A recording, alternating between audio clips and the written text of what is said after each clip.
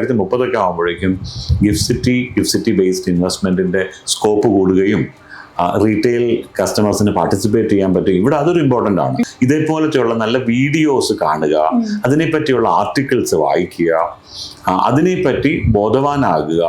എങ്ങനെയാണോ NRI bank അക്കൗണ്ടുകൾ കഴിഞ്ഞ 50 വർഷം കൊണ്ട് ഉണ്ടാക്കിയ ഓളം പോലെ നമുക്ക് ഈ ഗിഫ്റ്റ് സിറ്റിയുടെ ഓപ്പർച്യൂണിറ്റീസ് അടുത്ത 5 വർഷം കൊണ്ട് നല്ല രീതിയിലേക്ക്, വലിയൊരു രീതിയിലേക്ക് വളരുമെന്ന് തന്നെയാണ് എൻ്റെ കോൺഫിഡൻസും എൻ്റെ വിശ്വാസവും. അപ്പോൾ ഗിഫ്റ്റ് സിറ്റി എനിക്ക് തോന്നിയിട്ടുള്ളത് അടുത്തൊരു വലിയ റെവല്യൂഷനാണ് NRIസിനെ സംബന്ധിച്ചിടത്തോളം, ഫോറിൻ കോർപ്പറേറ്റുകളെ സംബന്ധിച്ചിടത്തോളം അല്ല. ഗിഫ്റ്റ് സിറ്റിയുടെ റൂളൊന്നുമില്ല, ഇന്ന സമയം വരെ മെയിൻറ്റെയിൻ ചെയ്യണം, ഇന്ന സമയം കഴിഞ്ഞിട്ട് എടുക്കാവുള്ളൂ. ഞാൻ ആദ്യം പറഞ്ഞ പോലെ ബാങ്ക് അക്കൗണ്ടിൽ വരുന്ന പൈസ 7 ദിവസം സൂക്ഷിച്ച് അതിൻ്റെ പലിശയും മേടിച്ച് തിരിച്ചു കൊണ്ടുപോകാൻ പോലും ഗിഫ്റ്റ് സിറ്റി അക്കൗണ്ടുകൾ പ്രയോജനപ്പെടുത്താവുന്നതാണ്. വലിയ ട്രാൻസാക്ഷൻസ് ഇപ്പോൾ സ്ട്രക്ചർ ചെയ്യപ്പെടുന്നുണ്ട് ഗിഫ്റ്റ് സിറ്റി വഴിയായിട്ട്.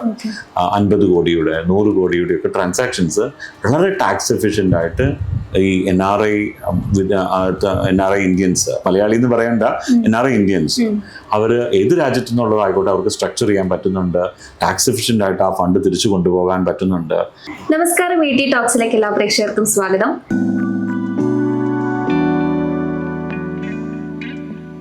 ഇന്നത്തെ സെഷനിൽ നമ്മൾ സംസാരിക്കുന്നത് ഗിഫ്റ്റ് സിറ്റിയെ കുറിച്ചാണ്. ഇന്റർനാഷണൽ നിക്ഷേപങ്ങൾ പ്രോത്സാഹിപ്പിക്കാനായിട്ട് ഗിഫ്റ്റ് സിറ്റി ഇൻട്രൊഡ്യൂസ് ചെയ്തിട്ടുണ്ടായിരുന്നു. പക്ഷേ ഗിഫ്റ്റ് സിറ്റിയെ കുറിച്ച് അധികം ആർക്കും അറിയുന്നില്ല, അല്ലെങ്കിൽ NRIസിന് അത് എത്രത്തോളം യൂസ്ഫുൾ ആണെന്നുള്ള കാര്യത്തിനെ കുറിച്ചും മലയാളികൾക്ക് പൊതുവെ ധാരണ കുറവാണ്. അപ്പോൾ നമ്മൾ ഇന്ന് ആ സംശയങ്ങൾക്കൊക്കെ ഉള്ള ഉത്തരമാണ് കണ്ടെത്താൻ വേണ്ടിയിട്ട് ശ്രമിക്കുന്നത്. അതിനായിട്ട് നമ്മളോടൊപ്പം ഇന്ന് ജോയിൻ ചെയ്യുന്നത് ട്രിനിറ്റി ഫിൻവെസ്റ്റിന്റെ CEO ആയിട്ടുള്ള ജിബി ജോർജ് സാറാണ്. നമുക്ക് അദ്ദേഹത്തെ വെൽക്കം ചെയ്യാം. Welcome sir. Thank you Haripriya. എനിക്ക് തോന്നുന്നത് ഇതിനു മുമ്പ് നമ്മൾ NRIയെ പറ്റി ചെയ്തിട്ടുണ്ട്. അപ്പോൾ ഇന്ന് സ്പെസിഫിക് ആയിട്ട് ഗിഫ്റ്റ് സിറ്റിക്ക് വേണ്ടിയിട്ടുള്ള ഡിസ്കഷൻസ് ആണ്. Thank you to be part of this. അപ്പോൾ ആദ്യം തന്നെ നമുക്ക് ഗിഫ്റ്റ് സിറ്റി എന്താന്നുള്ളത് പ്രേക്ഷകരിലേക്ക് തന്നെ മനസ്സിലാക്കി കൊടുക്കാം. എന്താണ് ഗിഫ്റ്റ് സിറ്റി? ഈ ഗിഫ്റ്റ് സിറ്റി ഇൻട്രൊഡ്യൂസ് ചെയ്തത് കൊണ്ടുള്ള ലക്ഷ്യങ്ങൾ എന്തൊക്കെയാണ്? 2019 IFSCA ആക്ട് അനുസരിച്ചിട്ടാണ് ഈ ഗിഫ്റ്റ് സിറ്റി എന്ന സംവിധാനം ഇന്ത്യയിൽ നിലവിൽ വന്നത്. ഇപ്പോൾ ഗുജറാത്തിലെ അഹമ്മദാബാദിൽ സെപ്പറേറ്റ് ആയിട്ടുള്ള ഇക്കണോമിക് സോൺ ക്രിയേറ്റ് ചെയ്തിട്ട് അവിടെ നമുക്ക് ഫോറിൻ കറൻസിയിൽ ബാങ്ക് അക്കൗണ്ടുകൾ ഓപ്പൺ ചെയ്യാനും ഫോറിൻ കറൻസികളിൽ ഇൻവെസ്റ്റ്മെൻറ്റ് ചെയ്യാനും ഫോറിൻ കറൻസികളിലെ ബോണ്ടുകൾ വാങ്ങാനും ഒക്കെ ഡിഫറൻ്റ് ആയിട്ടുള്ള സാമ്പത്തിക സ്ഥാപനങ്ങളെ അവിടെ പ്ലേസ് ചെയ്യുകയും അതിനെ ഒരു ഇന്ത്യയിലാണെങ്കിലും ഒരു ഫോറിൻ ടെറിട്ടറി ആയിട്ട് ഡിമാർക്കറ്റ് ചെയ്യപ്പെടുകയും ഇന്ത്യൻ ടാക്സേഷനേക്കാൾ ഉപരി അതിന് സെപ്പറേറ്റ് ആയിട്ടുള്ള അതോറിറ്റി കൊണ്ടുവന്ന് അതിന് വേണ്ടിയിട്ടുള്ള സെപ്പറേറ്റ് നിയമ സംവിധാനങ്ങൾ കൊണ്ടുവന്ന് ടാക്സേഷൻ റൂൾസ് കൊണ്ടുവന്ന് പണ്ട് മൗറീഷ്യസിലോ സിംഗപ്പൂരിലോ ദുബായിലോ ഒക്കെ മാത്രം ലഭ്യമായിരുന്ന വിദേശ ഇൻവെസ്റ്റ്മെൻറ്റുകളിലെ സൗകര്യങ്ങൾ ഇപ്പം നമുക്ക് ഇന്ത്യയിലേക്ക് കൊണ്ടുവന്നിരിക്കുകയാണ്. അതൊരു വലിയ ഓപ്പർച്യൂണിറ്റിയാണ്. NRIസിന് മാത്രമല്ല, ഫോറിൻ കോർപ്പറേറ്റ്സിന്, ഫോറിൻ ഇൻസ്റ്റിറ്റ്യൂഷണൽ ഇൻവെസ്റ്റേഴ്സിനെല്ലാം ഗിഫ്റ്റ് സിറ്റി വലിയ ഒരു ഓപ്പർച്യൂണിറ്റിയാണ്. ഒപ്പം ഡൊമസ്റ്റിക് ആയിട്ടുള്ള ഇന്ത്യക്കാർക്കും അവർക്ക് അതിൻ്റെ ബെനിഫിറ്റ്സുകൾ കുറവാണെങ്കിൽ പോലും കൂടുതൽ ഇത് യൂസ്ഫുൾ ആകുക നമ്മുടെ NRI ആയിട്ടുള്ള ആളുകൾക്കാണ്. അപ്പോൾ നമുക്ക് ഈ ഗിഫ്റ്റ് സിറ്റി നിഫ്റ്റി ട്രേഡ് ചെയ്യപ്പെടുന്നത് ഇന്ത്യൻ റുപ്പിയിലാണോ? തീർച്ചയായിട്ടും അല്ല. ഇതിൽ ട്രേഡ് ചെയ്യാൻ പറ്റുന്നത്, ഇതിൽ ട്രാൻസാക്ട് ചെയ്യാൻ പറ്റുന്നത് ഫോറിൻ US ഡോളർ ഉൾപ്പെടെയുള്ള ഫോറിൻ കറൻസികളാണ്. മെയിൻ ആയിട്ട് US ഡോളറിൽ അടുത്ത 15 കറൻസികളിലും അതിൻ്റെ ഇതുണ്ട്. പക്ഷെ ഇപ്പോൾ ഏറ്റവും കൂടുതൽ ഞാൻ അറിയുന്നിടത്തോളം ഗിഫ്റ്റ് സിറ്റിയിൽ ഡോളർ ട്രാൻസാക്ഷൻസ് ആണ് ഇതുവരെ വളരെ പ്രിവലൻ്റ് ആയിട്ട് നടക്കുന്നത്. അപ്പോൾ നമുക്ക് സാർ ഇപ്പോൾ പറഞ്ഞിരുന്നു നമ്മൾ ഇന്ത്യക്കാരെക്കാളും പ്രയോജനപ്പെടുന്നത് NRIസിനാണെന്നുള്ളത് പറഞ്ഞു. പക്ഷെ ഇന്ത്യക്കാരെ സംബന്ധിച്ച് ഇതിൽ ഇൻവെസ്റ്റ് ചെയ്യാൻ ശരിക്കും പോസിബിലിറ്റി ഉണ്ടോ? അങ്ങനെ പോസിബിലിറ്റി ഉണ്ടെങ്കിൽ എന്തൊക്കെയാണ് അഡ്വാൻറ്റേജസ് ഉള്ളത്, എന്തൊക്കെയാണ് നമുക്കൊരു ലിമിറ്റേഷൻസ് ഉള്ളത്? റൈറ്റ്. അപ്പോൾ നമുക്ക് ഇന്ന് ഇന്ത്യക്കാർക്ക് ഡൊമസ്റ്റിക് ആയിട്ടുള്ള സിറ്റിസൻസിനും ഫോർ ഈ ഗിഫ്റ്റ് സിറ്റി വഴിയായിട്ട് IFSC സെന്റർ എന്നാണ് അതിന്റെ കറക്റ്റ് വേർഡ്. അപ്പോൾ IFSC വഴിയായിട്ട് നമുക്ക് ഇൻവെസ്റ്റ് ചെയ്യാനായിട്ട് പറ്റും. നമുക്ക് ഒരു വർഷം $2,50,000 എന്ന LRS limit, liberalised exchange scheme വഴിയായിട്ടുള്ള ലിമിറ്റ് അനുസരിച്ചിട്ട് പറ്റും. അതൊരു കാലഘട്ടത്തിലും RBI മാറ്റം വരുന്നതിനനുസരിച്ചിട്ട് ഏറ്റക്കുറച്ചിലുണ്ട്. പക്ഷെ ജനറലി ഇറ്റ് ഇസ് $250,000. അപ്പോൾ അതിൽ ഇൻവെസ്റ്റ് ചെയ്യുമ്പോൾ നമുക്ക് ഗുണം എന്താണ്? Global diversification കിട്ടുമെന്നുള്ളതാണ്. ഇന്ത്യയിലിരിക്കുന്ന ഇൻവെസ്റ്റർക്ക്, കസ്റ്റമർക്ക് നമുക്ക് വിദേശ ഫണ്ടുകളിലേക്ക് വിദേശത്ത് അഡ്വാൻസ്ഡ് ആയിട്ടുള്ള കൺട്രികളിൽ, ചൈന ഉൾപ്പെടെ US ഉൾപ്പെടുന്ന കൺട്രികളിലെ ഇക്വിറ്റി മാർക്കറ്റുകളിൽ, ബോണ്ട് മാർക്കറ്റുകളിൽ ഒക്കെ ഇൻവെസ്റ്റ് ചെയ്യാനായിട്ടുള്ള സാധ്യതകളാണ് ഗിഫ്റ്റ് സിറ്റി തുറന്നു കൊടുക്കുന്നത്. ഒപ്പം തന്നെ അതിൻ്റെ 2 ചലഞ്ചുകളാണ് നമുക്കുള്ളത്. ഒന്ന് tax TCS, tax collected at source. നമ്മളിങ്ങനെ LRS ലിമിറ്റ് വഴിയായിട്ട് ഫോറിൻ ഔട്ട്വേർഡ് റെമിറ്റൻസ് വിദേശത്തേക്ക്, ഇത് വിദേശ യൂണിറ്റ് ആണ് കണക്കാക്കുന്നത്. നമ്മൾ ഇന്ത്യയിൽ തന്നെ ആണ് അഹമ്മദാബാദ് എന്ന് പറഞ്ഞാലും ഈ ഏരിയ കൺസിഡർ ചെയ്യപ്പെടുന്ന വിദേശ ടെറിട്ടറി ആയിട്ട്. അപ്പോൾ അങ്ങോട്ട് ഫണ്ട് ട്രാൻസ്ഫർ ചെയ്യുമ്പോൾ ഡോളറിൽ തന്നെ ട്രാൻസ്ഫർ ചെയ്യണം. അപ്പോൾ ഒരു കൺവേർഷൻ കോസ്റ്റ് വരുന്നുണ്ട്. 2 TCS, ടാക്സ് കളക്ടഡ് സോഴ്സിനകത്ത് ഗവൺമെന്റിന് ഒരു എക്സെപ്ഷൻ കഴിഞ്ഞു കഴിഞ്ഞാൽ 20% ടാക്സ് അപ്ഫ്രണ്ട് ആയിട്ട് തന്നെ പേ ചെയ്യേണ്ട ഉത്തരവാദിത്വമുണ്ട്. മറിച്ച് അതിൻ്റെ റിട്ടേൺ കിട്ടുന്നത് NRIസിനെല്ലാം വളരെ ടാക്സ് എഫിഷ്യൻ്റ് ആണെന്ന് പറയുമ്പോഴും നമുക്ക് ഫോറിൻ ടെറിട്ടറിയിൽ നിന്നുള്ള ഇൻവെസ്റ്റ്മെൻറ്റിന് കിട്ടുന്ന ടാക്സേഷൻ ഇന്ത്യയിൽ ആപ്ലിക്കബിൾ ആണ്. അപ്പോൾ ഇന്ത്യക്കാരെ സംബന്ധിച്ചിടത്തോളം, റെസിഡൻ്റ് ആയിട്ടുള്ളവരെ സംബന്ധിച്ചിടത്തോളം അത്ര അട്രാക്റ്റീവ് ആണെന്ന് നമുക്ക് പറയാനായിട്ട് പറ്റത്തില്ല, അൺലെസ് ആ കസ്റ്റമർക്ക് ഗ്ലോബൽ ഡൈവേഴ്സിഫിക്കേഷൻ്റെ ഭാഗമായിട്ട് അവരുടെ വെൽത്ത് അലൊക്കേഷൻ സ്ട്രാറ്റജിയിൽ ഇത് കൊണ്ടുവരണമെങ്കിൽ തീർച്ചയായിട്ടും അതിനുള്ള ഓപ്ഷൻ ഇന്നുണ്ട്. യെസ്. അപ്പോൾ അങ്ങനെയാണെങ്കിൽ NRIസിനെ സംബന്ധിച്ച് സാർ പറഞ്ഞു ടാക്സേഷൻ്റെ ഒരു ബെനിഫിറ്റ് ഉണ്ടെന്ന് പറഞ്ഞു. അതല്ലാതെ NRIs ഈ ഗിഫ്റ്റ് സിറ്റിയിൽ ഇൻവെസ്റ്റ് ചെയ്യുമ്പോൾ അല്ലെങ്കിൽ ഇതിനെ പ്രയോജനപ്പെടുത്തുമ്പോൾ എന്തൊക്കെ അഡ്വാൻറ്റേജസ് ഉണ്ട്? അവരെ സംബന്ധിച്ച് എന്തെങ്കിലും ലിമിറ്റേഷൻസും കാര്യങ്ങളും ഉണ്ടോ? ആദ്യം പ്രയോജനത്തെ പറ്റി പറയാം, എന്നിട്ട് ലിമിറ്റേഷൻസിനെ പറ്റി പറയാം. പ്രയോജനം എന്ന് വെച്ചാൽ, ഒന്ന്, ഗ്ലോബൽ ഡൈവേഴ്സിഫിക്കേഷൻ്റെ ഭാഗമാകാൻ പറ്റുന്നു.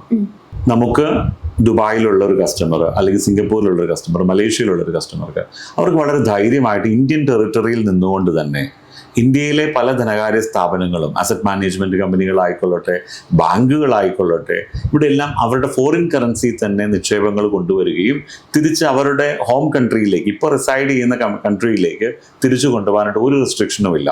അപ്പോൾ ഒന്ന്, എക്സ്ചേഞ്ച് റേറ്റിൽ ഉണ്ടാകുന്ന ചലനങ്ങൾ ഇതിനെ ബാധിക്കുന്നില്ല. റുപ്പി നമ്മളെല്ലാം പറയും ഡിപ്രീഷിയേറ്റ് ചെയ്യുന്ന ഒരു കാലഘട്ടത്തിലാണ് നമ്മൾ ജീവിക്കുന്നത്. അപ്പോൾ ഇത് എന്തിന് NRIസിൻ്റെ ഇൻവെസ്റ്റ്മെൻറ്റിന് ഒരു വലിയ കൺസേൺ ആണ്. ഇങ്ങോട്ട് ഡോളറിൽ കൊണ്ടുവന്ന് തിരിച്ചു കൊണ്ടുപോകാൻ നേരത്ത് അതിൻ്റെ ഗെയിൻസിനെ, അതിൻ്റെ ഉണ്ടാകുന്ന നേട്ടങ്ങളെ ഈ ഡിപ്രീസിയേഷൻ മുഖാന്തരമായിട്ട് കുറഞ്ഞു വരും. ഇവിടെ വരുമ്പോൾ ആ ഒരു പ്രശ്നം വരുന്നില്ല. അപ്പോൾ ഗ്ലോബൽ ഡൈവേഴ്സിഫിക്കേഷൻ പറ്റും, എക്സ്ചേഞ്ച് റേറ്റിലെ ഫ്ലക്ച്വേഷൻസ് ബാധിക്കുന്നില്ല, പിന്നെ GST, STT മുതലായ ട്രാൻസാക്ഷൻ ടാക്സുകൾ ഇവിടെ ആപ്ലിക്കബിൾ അല്ല.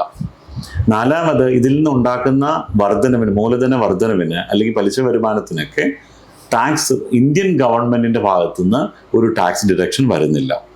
അപ്പോൾ ഫോറിൻ കറൻസിയിൽ, അല്ല ഫോറിൻ കൺട്രിയിൽ, ഏത് കൺട്രിയിലാണോ അവർ താമസിക്കുന്നത് അവിടുത്തെ ടാക്സേഷൻ മാത്രം ഇതിന് നോക്കിയാൽ മതി. പ്രത്യേകിച്ച് UAE പോലത്തെ രാജ്യങ്ങളിൽ പലപ്പോഴും 0 ടാക്സ് ക്യാപിറ്റൽ ഗെയിനൊക്കെ ഉള്ളിടത്ത് ഇത് വളരെ വലിയ അട്രാക്റ്റീവ് ആയിട്ടുള്ള ഇതാണ്.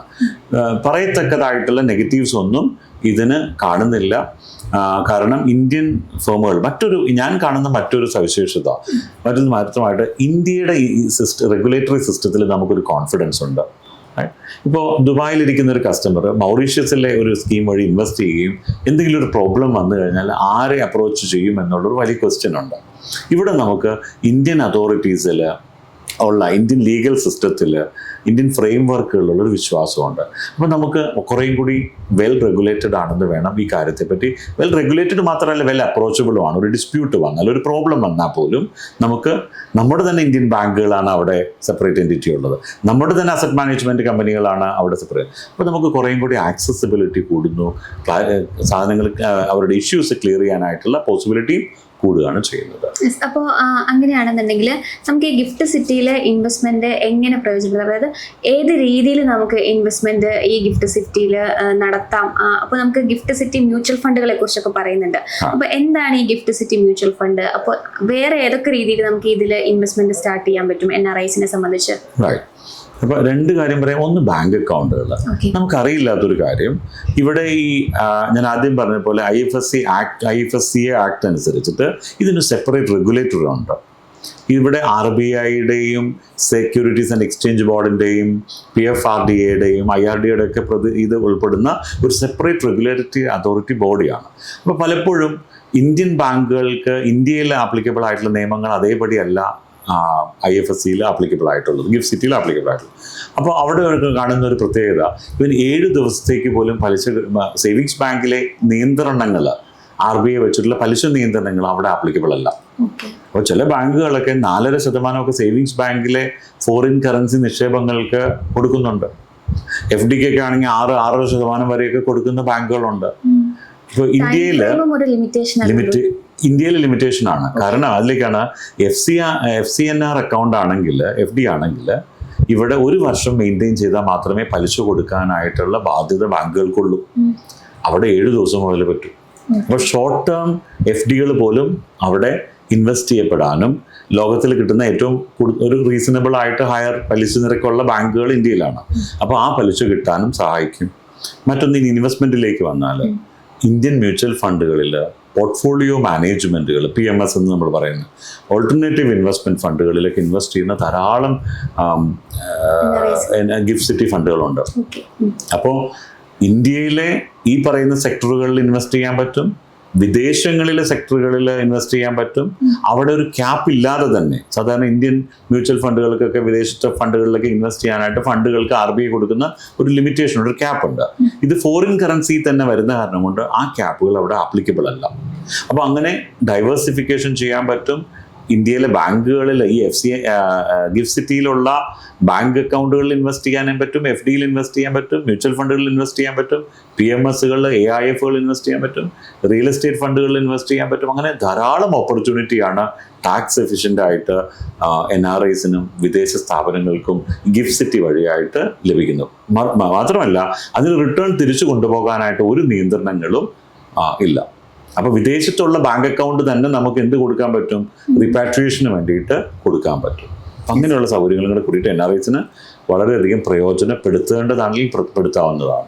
അപ്പോൾ സാർ ഇപ്പോൾ തിരിച്ചു കൊണ്ടുപോകുന്നതിനെ കുറിച്ച് പറഞ്ഞു. അപ്പോൾ നമുക്ക് ഇവിടെ ഇൻവെസ്റ്റ് ചെയ്താൽ ഇത്ര കാലത്തിന് ശേഷം മാത്രമേ അതിന്ന് എക്സിറ്റ് ആകാൻ പറ്റുള്ളൂ, അങ്ങനെയുള്ള റെസ്ട്രിക്ഷൻസ് വല്ലതുണ്ടോ? അത് ഫണ്ട് ടു ഫണ്ട് ഡിഫർ ചെയ്യുന്നതാണ്. അപ്പോൾ ഓപ്പൺ എൻഡഡ് ഫണ്ടുകളൊക്കെ ഗിഫ്റ്റ് സിറ്റി വഴിയായിട്ടുള്ളത് നമുക്ക് ഏതൊരു മ്യൂച്വൽ ഫണ്ടിലും ഇൻവെസ്റ്റ് ചെയ്യുന്നത് പോലെ അവർക്ക് ആവശ്യമുള്ളപ്പോൾ കൊണ്ടുവരാം, അവർക്ക് ആവശ്യമുള്ളപ്പോൾ തിരിച്ചു കൊണ്ടുപോകാം. എന്നാൽ ക്ലോസ് എൻഡഡ് ആയിട്ടുള്ള ഫണ്ടുകളോ റിയൽ എസ്റ്റേറ്റ് പോലെ സമയബന്ധിതമായിട്ട് ഇൻവെസ്റ്റ് ചെയ്യേണ്ടതായിട്ടുള്ള ഫണ്ടുകളും ഉണ്ട്. അപ്പോൾ അവിടെ നമുക്ക് ആ പറഞ്ഞിരിക്കുന്ന കോൺട്രാക്റ്റിലെ ടേം ഷീറ്റ് അനുസരിച്ചിട്ട് ആ ഫണ്ടുകൾ തിരിച്ചു കൊണ്ടുപോകാനായിട്ട് പറ്റത്തുള്ളൂ. ഉദാഹരണത്തിന് റിയൽ എസ്റ്റേറ്റിൽ ഇൻവെസ്റ്റ്മെൻ്റ് ആണെങ്കിൽ എല്ലാ 3 മാസം കൂടുമ്പോൾ കിട്ടുന്ന ഇൻട്രസ്റ്റ് ഇൻകം ഉണ്ട്. അത് അവർക്ക് എപ്പോൾ കൊണ്ടുപോകാം. അവരുടെ ഫോറിൻ കറൻസി അക്കൗണ്ടിലേക്ക് ക്രെഡിറ്റും കൊടുക്കാൻ പറ്റും. എന്നാൽ അതിന് പ്രിൻസിപ്പൽ റീപേയ്മെൻറ്റ് ചിലപ്പോൾ വർഷത്തിലൊരിക്കലായിരിക്കാം, 2 വർഷത്തിലൊരിക്കലായിരിക്കാം, അല്ലെങ്കിൽ അതിൻ്റെ full amount bullet repayment, principal repayment ചിലപ്പോൾ 5 വർഷം കഴിയുമ്പോഴായിരിക്കും. അതനുസരിച്ചിട്ട് വ്യത്യാസപ്പെട്ടിരിക്കും. അപ്പോൾ ഇവിടെ ദർ ഇസ് നോ ഗിഫ്റ്റ് സിറ്റിയുടെ റൂളൊന്നുമില്ല, ഇന്ന സമയം വരെ മെയിൻറ്റെയിൻ ചെയ്യണം, ഇന്ന സമയം കഴിഞ്ഞിട്ട് എടുക്കാവുള്ളൂ. ഞാൻ ആദ്യം പറഞ്ഞ പോലെ ബാങ്ക് അക്കൗണ്ടിൽ വരുന്ന പൈസ 7 ദിവസം സൂക്ഷിച്ച് അതിൻ്റെ പലിശയും മേടിച്ച് തിരിച്ചു കൊണ്ടുപോകാൻ പോലും ഗിഫ്റ്റ് സിറ്റി അക്കൗണ്ടുകൾ പ്രയോജനപ്പെടുത്താവുന്നതാണ്. അപ്പോൾ നമുക്ക് ഇതിനകത്ത് ഇൻവെസ്റ്റ് ചെയ്യുമ്പോൾ ഇപ്പോൾ ഫോർ എക്സാമ്പിൾ ദുബായിൽ നിൽക്കുന്ന ഒരു പ്രവാസിയാണ്, മലയാളി പ്രവാസിയാണെങ്കിൽ അദ്ദേഹത്തിന് അവിടുത്തെ കറൻസി തന്നെ നിക്ഷേപിക്കണമെന്ന് നിർബന്ധമുണ്ടോ? വേറെ ഏതെങ്കിലും കറൻസി നമുക്ക് വേറെ ഏതെങ്കിലും കറൻസി വഴി നമുക്ക് നിക്ഷേപം നടത്താൻ പറ്റുമോ? ആ രീതിയിൽ പ്രയോജനപ്പെടുത്താൻ പറ്റുമോ? പ്രയോജനപ്പെടുത്താൻ പറ്റും. അതായത് അങ്ങനെ ഒരു റെസ്ട്രിക്ഷൻ ഇല്ല, UAEയിൽ നിന്നുള്ളത് കൊണ്ട് ഡോളറിൽ തന്നെ വേണമെന്നോ ഒന്നുമില്ല. നമുക്കവിടെ 15ഓളം കറൻസികൾ ആക്റ്റീവായിട്ട് യൂസ് ചെയ്യപ്പെടുന്നത്. പക്ഷെ അതിനകത്ത് ഏറ്റവും കൂടുതൽ നോക്കിയാൽ US ഡോളറാണ്. അതിപ്പോൾ നമ്മൾ ഇഷ്ടപ്പെട്ടാലും ഇഷ്ടപ്പെട്ടില്ലെങ്കിലും ഡോളറിന്റെ ഡൊമിനൻസ് അത്രമാത്രമുണ്ട്. അപ്പോൾ ഫണ്ട് മാനേജ്മെന്റ് കമ്പനികളായാൽ പോലും അധികം ഫണ്ടുകൾ US ഡോളറിനകത്തായിരിക്കും മെയിൻറ്റെയിൻ ചെയ്യപ്പെടുന്നത് ഇൻവെസ്റ്റ്മെന്റ്. അപ്പോൾ അങ്ങനെ ഒരു റെസ്ട്രിക്ഷൻ ഇല്ല. അവർക്ക് തിരഞ്ഞെടുക്കാം കനേഡിയൻ ഡോളറോ അല്ലെങ്കിൽ GBPയോ അങ്ങനെയുള്ള യൂറോയോ ഒക്കെ നമുക്ക് തിരഞ്ഞെടുക്കാൻ പറ്റും. അപ്പോൾ ഡോളർ കഴിഞ്ഞാൽ പിന്നെ ഏറ്റവും കൂടുതൽ ട്രാൻസാക്ട് നടക്കുന്നത് യൂറോയിലും GBPയിലും ഒക്കെ തന്നെയാണ്. പിന്നെ ഒരു സംശയമുള്ളത്, അതായത് പ്രവാസി ആയിരിക്കുമ്പോൾ ഈ ഗിഫ്റ്റ് സിറ്റിയിൽ നിക്ഷേപം നടത്തുകയും പിന്നീട് ഇന്ത്യയിലേക്ക് വന്നിട്ട് ഇന്ത്യൻ പൗരനായിട്ട് മാറുകയും ചെയ്യുന്നൊരു സാഹചര്യം ഉണ്ടായിക്കഴിഞ്ഞാൽ ഈ പറയുന്ന ഇൻവെസ്റ്റ്മെന്റിൽ നമുക്ക് എന്താണ് പിന്നീട് സംഭവിക്കുക? അപ്പോൾ രണ്ട് വളരെ റെലവൻ്റ് ആയിട്ടുള്ള ക്വസ്റ്റ്യൻ. ഈ സംശയം ഒരുപാട് NRIസിന് ഉണ്ട് താനും. അപ്പോൾ അതിൽ ഓർക്കേണ്ട കാര്യം, ഒന്ന് NRI ആണെങ്കിൽ ഈ പറയുന്ന ഞാൻ ആദ്യം പറഞ്ഞ പോലെ പ്രശ്നങ്ങളൊന്നും ബാധകമല്ല. അവർ തിരിച്ചു വരുന്ന സെറ്റിൽ ആകുന്ന ഒരു സമയത്ത് നമുക്ക് മെയിൻറ്റെയിൻ ചെയ്യാവുന്ന ഒരു പരിധിയുണ്ട്. ഈ ഫോറിൻ കറൻസി അക്കൗണ്ടുകൾ ഇതിനു മുമ്പ് സ്റ്റാർട്ട് ചെയ്തത് RNO, ഈ ആളുടെ റെസിഡൻഷ്യൽ സ്റ്റാറ്റസ് RNOR എന്ന് പറയുന്ന resident but not ordinary resident എന്ന ഇതിലേക്ക് മാറുകയും കാറ്റഗറിയിലേക്ക് മാറുകയും 3 വർഷം വരെ അത് മെയിൻറ്റെയിൻ ചെയ്യാൻ പറ്റും. നമ്മൾ ഇതിന് മുമ്പുള്ള ഇന്റർവ്യൂവിൽ പറഞ്ഞതാണ് എന്താണ് ക്വാളിഫൈ ചെയ്യേണ്ടത് ഈ RNOR ആകാനായിട്ട്. അതിന് ഗവൺമെന്റ് ഒരു റെസ്ട്രിക്ഷൻ പറയുന്നുണ്ട്. അപ്പൊ അതിൽ നിന്ന് കിട്ടുന്ന തുക ആ മെച്യൂരിറ്റി വരെ ഇന്ത്യൻ ടാക്സേഷനെ ബാധിക്കാത്ത രീതിയിൽ കൊണ്ടു നടക്കാൻ പറ്റും. അതിനുശേഷം വരുന്നതിന് തീർച്ചയായിട്ടും ഇന്ത്യൻ ടാക്സേഷൻ അപ്ലിക്കബിൾ ആയിരിക്കും. അപ്പോൾ ആ സെർട്ടൺ ടൈം വരെ തിരിച്ചു വന്നാൽ പോലും RNOR എന്ന കാറ്റഗറിയിൽ തന്നെ നമുക്ക് എന്ത് ചെയ്യാൻ പറ്റും, ഫോറിൻ കറൻസി ആയിട്ട് തന്നെ മെയിൻറ്റെയിൻ ചെയ്യാൻ പറ്റും. പക്ഷെ അത് ഡ്യൂ ആയിട്ട് ഡിക്ലെയർ ചെയ്യപ്പെടണം. വരുമ്പോൾ ഇന്ത്യൻ ടാക്സ് സ്റ്റാറ്റസിലേക്ക് വരുമ്പോൾ ഫോറിൻ അസറ്റുകൾ, ഫോറിൻ ഇൻവെസ്റ്റ്മെന്റ്സ് ഡിക്ലെയർ ചെയ്യുന്ന കൂട്ടത്തിൽ ഇതും ഡിക്ലെയർ ചെയ്യപ്പെടണം. അപ്പോൾ കൺക്ലൂഡ് ചെയ്യാൻ വേണ്ടിയിട്ട് ചോദിക്കുകയാണ്, ഈ ഗിഫ്റ്റ് സിറ്റി എന്ന് പറയുന്ന കൺസെപ്റ്റിനെ കുറിച്ച്, അല്ലെങ്കിൽ ഇത്രയും നല്ലൊരു പ്രയോജനപ്പെടുത്താൻ പറ്റുന്ന ഒരു അവസരത്തെക്കുറിച്ച് നമ്മൾ NRI മലയാളീസിന് എത്രത്തോളം ഇപ്പോൾ അവബോധം വന്നു തുടങ്ങിയിട്ടുണ്ട്, ആളുകളിലേക്ക് എത്തി തുടങ്ങിയിട്ടുള്ളൂ, സാറിന് എന്താണ് തോന്നിയിട്ടുള്ളത്? അപ്പോൾ അത് ഒന്ന് 2019, ഞാൻ ആദ്യം പറഞ്ഞത് 2019 ഈ ഗിഫ്റ്റ് സിറ്റിയുടെ IFSCA ആക്ട് വരുന്നത്. അതിനുശേഷം നമുക്കറിയാവുന്നതുപോലെ കോവിഡിന്റെ വർഷങ്ങളായിരുന്നു. അപ്പോൾ 2021 മുതലൊക്കെയാണ് അതിനൊരു ജീവൻ വെച്ച് തുടങ്ങിയത്. അപ്പൊ ഇപ്പൊ അങ്ങനെ നോക്കുമ്പോൾ ഒരു 5 വർഷത്തെ ഇതേ ആയിട്ടുള്ളൂ. പക്ഷെ ഇപ്പൊ നമ്മുടെ നിലവിലുള്ള ഇന്ത്യൻ ബാങ്കുകളിൽ മിക്കവാറും പേർക്കും ഈ പറയുന്ന സ്പെഷ്യൽ എക്കണോമിക് സോൺ എന്ന കോൺസെപ്റ്റിൽ ക്രിയേറ്റ് ചെയ്തിരിക്കുന്ന ഗിഫ്റ്റ് സിറ്റിയിൽ ബാങ്കുകൾ, അവിടെ യൂണിറ്റുകളുണ്ട്. അതേപോലെ നമ്മുടെ അസറ്റ് മാനേജ്മെന്റ് കമ്പനികൾക്കുണ്ട്, ഇൻഷുറൻസ് കമ്പനികൾക്കുണ്ട്, പെൻഷൻ ഫണ്ടുകൾക്കുണ്ട്. അപ്പോൾ ഗിഫ്റ്റ് സിറ്റി എനിക്ക് തോന്നിയിട്ടുള്ളത് അടുത്തൊരു വലിയ റെവല്യൂഷനാണ് NRIസിനെ സംബന്ധിച്ചിടത്തോളം, ഫോറിൻ കോർപ്പറേറ്റുകളെ സംബന്ധിച്ചിടത്തോളം എല്ലാം. അപ്പോൾ അതിലേക്കുള്ള ചുവടുവെപ്പാണ്. ഇപ്പം ഞങ്ങൾക്ക് തന്നെ പറയാൻ പറ്റും വലിയ ട്രാൻസാക്ഷൻസ് ഇപ്പോൾ സ്ട്രക്ചർ ചെയ്യപ്പെടുന്നുണ്ട് ഗിഫ്റ്റ് സിറ്റി വഴിയായിട്ട്. 50 കോടിയുടെ 100 കോടിയുടെ ഒക്കെ ട്രാൻസാക്ഷൻസ് വളരെ ടാക്സ് എഫിഷ്യൻ്റ് ആയിട്ട് ഈ NRI ഇന്ത്യൻസ്, മലയാളി എന്ന് പറയണ്ട, NRI ഇന്ത്യൻസ്, അവർ ഏത് രാജ്യത്തു നിന്നുള്ളതായിക്കോട്ടെ അവർക്ക് സ്ട്രക്ചർ ചെയ്യാൻ പറ്റുന്നുണ്ട്. ടാക്സ് എഫിഷ്യൻ്റ് ആയിട്ട് ആ ഫണ്ട് തിരിച്ചു കൊണ്ടുപോകാൻ പറ്റുന്നുണ്ട്. അപ്പോൾ എനിക്ക് തോന്നിയിട്ടുള്ളത് അടുത്ത 5 വർഷം കൊണ്ട് 2030 ആകുമ്പോഴേക്കും ഗിഫ്റ്റ് സിറ്റി ബേസ്ഡ് ഇൻവെസ്റ്റ്മെന്റിന്റെ സ്കോപ്പ് കൂടുകയും റീറ്റെയിൽ കസ്റ്റമേഴ്സിന് പാർട്ടിസിപ്പേറ്റ് ചെയ്യാൻ പറ്റും. ഇവിടെ അതൊരു ഇമ്പോർട്ടൻ്റ് ആണ്. പലപ്പോഴും AIFകൾക്കെല്ലാം $1,50,000 ഉണ്ടെങ്കിലേ അവിടെ സ്റ്റാർട്ട് ചെയ്യാൻ പറ്റത്തുള്ളൂ. PMSന് $75,000 ഉണ്ടെങ്കിലേ സ്റ്റാർട്ട് ചെയ്യാൻ പറ്റത്തുള്ളൂ. പക്ഷെ ഇപ്പോൾ മ്യൂച്വൽ ഫണ്ടുകൾ പോലും $500, $5,000 ഒക്കെ സ്റ്റാർട്ട് ചെയ്യാവുന്ന ഫണ്ടുകൾ അവിടെ സ്റ്റാർട്ട് ചെയ്യുന്നുണ്ട്. അപ്പൊ സാധാരണ NRIസിനും അതിന്റെ പ്രയോജനം കിട്ടുന്ന രീതിയിലേക്ക് അത് വരികയാണ്. ധാരാളം പ്രൊഡക്റ്റ് ഓഫറിംഗ് അടുത്ത 5 വർഷത്തിനുള്ളിൽ വരുമെന്നാണ് എൻ്റെ ഇത്. അപ്പൊ മലയാളി NRI സുഹൃത്തുക്കളോടൊക്കെ പറയാനുള്ള, ഇന്ത്യക്കാരോടൊക്കെ പറയാനുള്ള, ഇതേപോലത്തെയുള്ള നല്ല വീഡിയോസ് കാണുക, അതിനെപ്പറ്റിയുള്ള ആർട്ടിക്കിൾസ് വായിക്കുക, അതിനെപ്പറ്റി ബോധവാനാകുക. എങ്ങനെയാണോ NRI ബാങ്ക് അക്കൗണ്ടുകൾ കഴിഞ്ഞ 50 വർഷം കൊണ്ട് ഉണ്ടാക്കിയ ഓളം പോലെ നമുക്ക് ഈ ഗിഫ്റ്റ് സിറ്റിയുടെ ഓപ്പർച്യൂണിറ്റീസ് അടുത്ത 5 വർഷം കൊണ്ട് നല്ല രീതിയിലേക്ക്, വലിയൊരു രീതിയിലേക്ക് വളരുമെന്ന് തന്നെയാണ് എൻ്റെ കോൺഫിഡൻസും എൻ്റെ വിശ്വാസവും എൻ്റെ എക്സ്പീരിയൻസും പറയുന്നതാണ്. Thank you so much sir, ഇത്രയും സമയം നമ്മളോടൊപ്പം ചെലവഴിച്ചതിന്. താങ്ക് യു വെരി പ്രിയ. അപ്പോൾ ഇന്റർനാഷണലി അല്ലെങ്കിൽ പ്രവാസികളായിട്ടുള്ള ആളുകളെ സംബന്ധിച്ച് ഇത്തരത്തിലുള്ള ഇൻവെസ്റ്റ്മെന്റ് ഓപ്പർച്യൂണിറ്റീസ് എക്സ്പ്ലോർ ചെയ്യാൻ ഗിഫ്റ്റ് സിറ്റി എത്രത്തോളം ഇമ്പോർട്ടൻ്റ് ആണ് എന്നതാണ് നമ്മൾ ഇന്നത്തെ സെഷനിൽ ചർച്ച ചെയ്തത്. അപ്പോൾ നിങ്ങൾക്ക് ഗിഫ്റ്റ് സിറ്റിയുമായിട്ട് റിലേറ്റഡ് ആയിട്ടുള്ള എന്തെങ്കിലും സംശയങ്ങളൊക്കെ ഉണ്ടെങ്കിൽ കമന്റിൽ ചോദിക്കാവുന്നതാണ്. നമ്മൾ അതിനുള്ള ഉത്തരവുമായിട്ട് അടുത്തൊരു സെഷൻ വെക്കുന്നതായിരിക്കും. ഏതായാലും VT ടോക്സിൽ മറ്റൊരു വിഷയമായിട്ട് വീണ്ടും കാണാം.